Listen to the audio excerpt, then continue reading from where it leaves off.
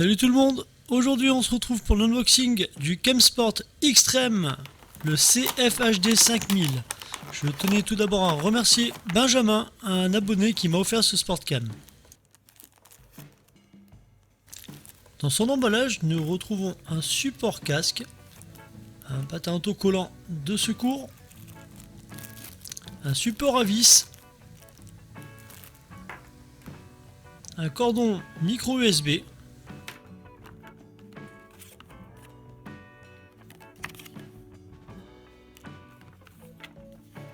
une notice en français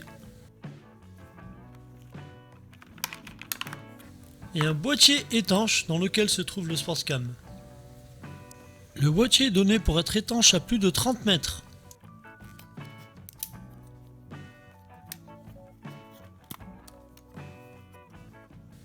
Comme vous avez pu le voir, le manuel est estampillé Storex. La finition a l'air très soignée et le boîtier semble plutôt solide. La résolution de ce Sportcam est annoncée pour du 1080p, 720p et VGA. En mode photo, nous sommes sur du 5 mégapixels, 3 mégapixels, 2 mégapixels et 1,3 mégapixels.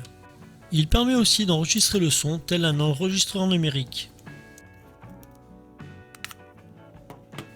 Son autonomie est annoncée jusqu'à 50 minutes, mais sans plus de précision.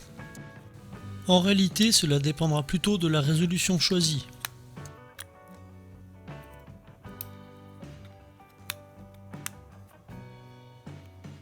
Les vidéos pourront être lues directement depuis son écran 2 pouces couleur.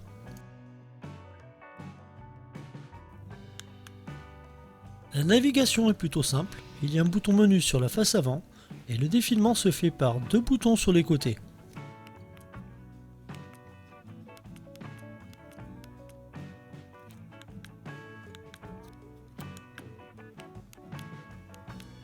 Nous allons maintenant passer au test sur le terrain. Il est plus de 17 h, le temps est un peu brumeux, pas trop de soleil. Nous sommes en 1080p et comme vous avez pu le constater, je n'ai pas réglé l'heure ni la date.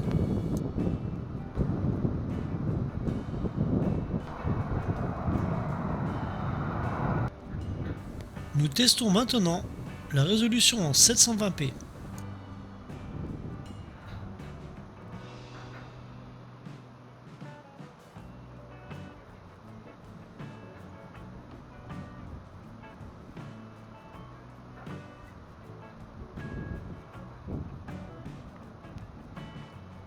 Et pour finir, le dernier mode vidéo, VGA.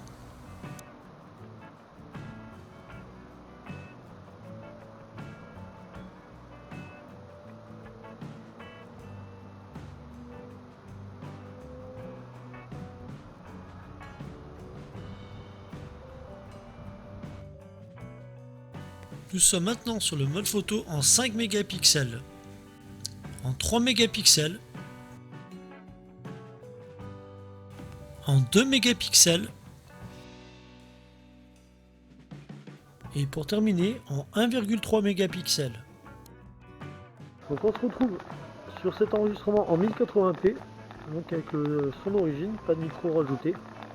Ça fait un petit, vous rendre compte donc de la qualité en extérieur par temps ensoleillé et donc avec le son d'origine.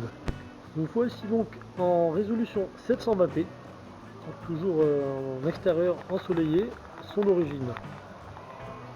Et pour terminer, la résolution VGA qui est la plus petite sur cet appareil.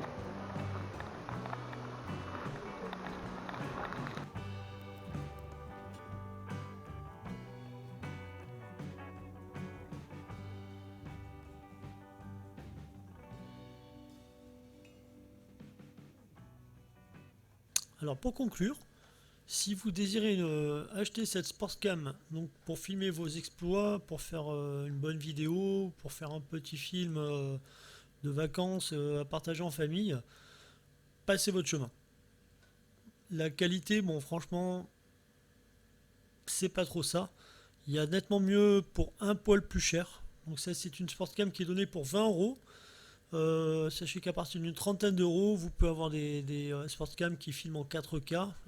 Donc celle-ci, elle est en maxi 1080p. Donc j'ai essayé sur PC. En plein écran, c'est tout juste potable. Il faudra réduire la fenêtre pour avoir une image qui soit un peu plus correcte. Par contre, sur affichage sur tablette ou smartphone, les 1080p sont bien là. On voit bien une image nette, claire. Mais pour moi, c'est plus une petite cam pour s'amuser, pour filmer sur le moment. Et si vous voulez vraiment faire un film de qualité ou marquer vos souvenirs, cette cam n'est pas faite pour ça. Mettez un peu plus et je vous dis honnêtement, à partir de 30 euros, vous avez vraiment des sportscam de qualité. Petite parenthèse avant de quitter, vous avez dû remarquer que le son n'est pas le même et vous devez vous demander ce que c'est ce micro. Et bien en fait c'est le micro CM14 de Neoware que je suis en train de tester pour une prochaine vidéo. Cette vidéo se termine. Si vous désirez soutenir la chaîne, abonnez-vous, likez, partagez. Merci.